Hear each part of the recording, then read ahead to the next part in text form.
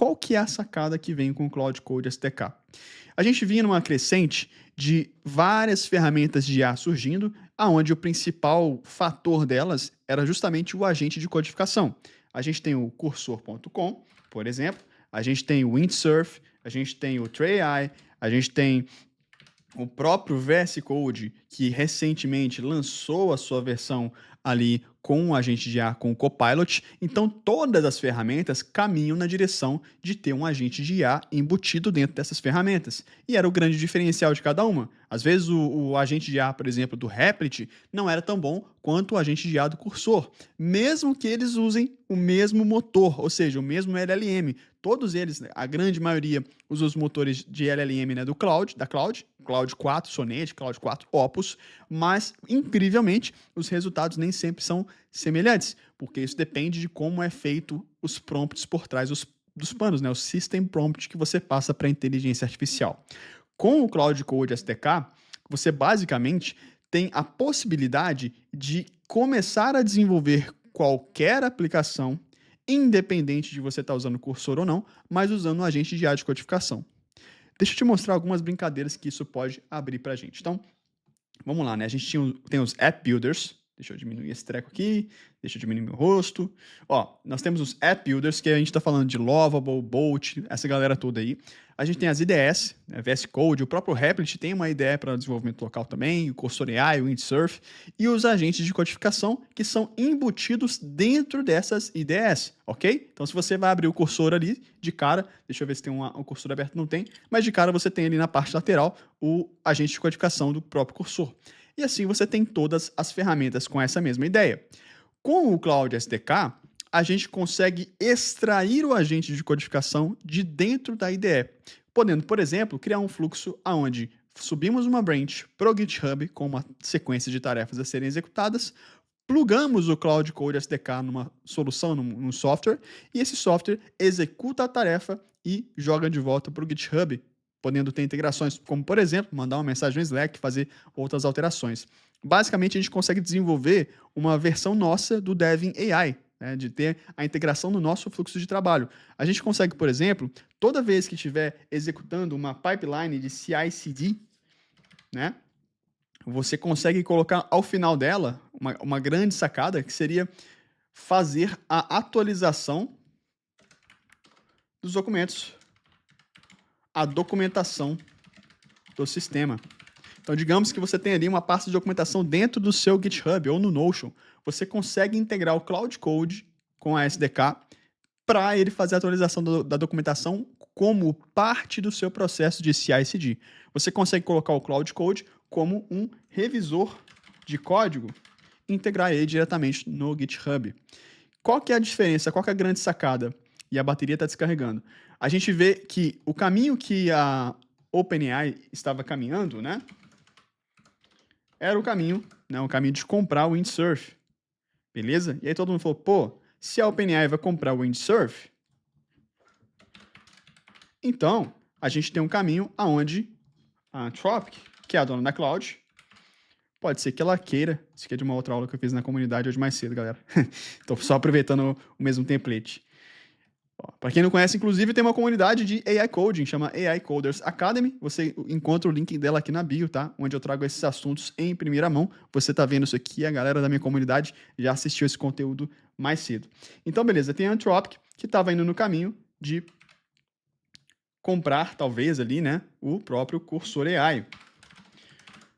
Tava flertando ali com o Cursor AI. Não houve nenhum anúncio, nem nada disso, mas existia esse flirt de falar, tá, se a OpenAI está indo com a ideia de comprar um Windsurf, talvez a gente precise também de ter a nossa própria ideia.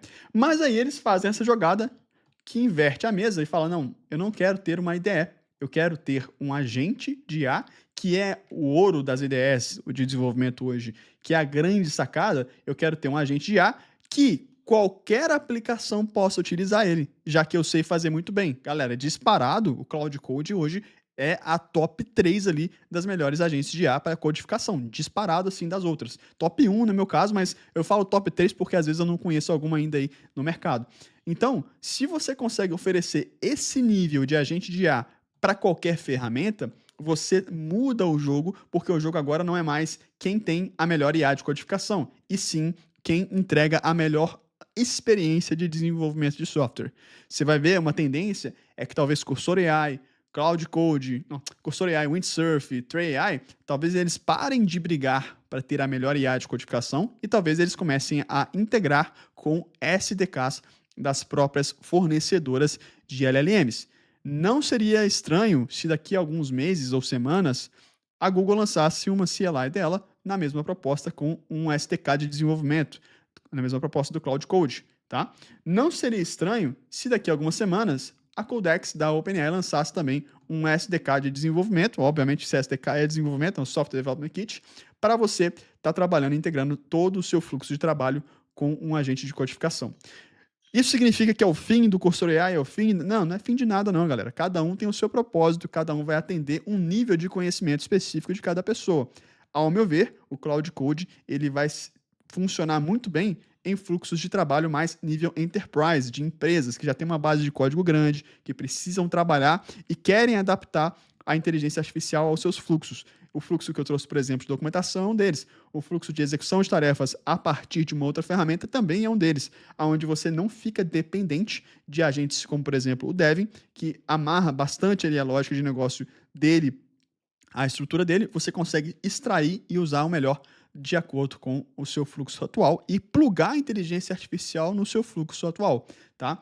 Existem vários exemplos, né? Um exemplo que eu estava trocando ideia hoje mais cedo na comunidade é a ideia de você, por exemplo, né? Você presta serviços, você tem uma landing page e o seu cliente pede para você fazer uma atualização na landing page. Você consegue configurar um fluxo de automação no N8N, chamando uma integração, uma solução que já tem implementado o Cloud Code ali internamente, né, o Cloud Code SDK, e essa solução pode fazer um push para o GitHub, tá? E se você tiver feito o deploy, por exemplo, no Netlify ou na própria Vercel, você consegue ter uma branch de preview, né, um ambiente de desenvolvimento de pré-visualização, aonde o Cloud Code executou o código, você fez uma requisição via WhatsApp, passou uma automação no N2N, chamou o Cloud Code para executar o código, tá?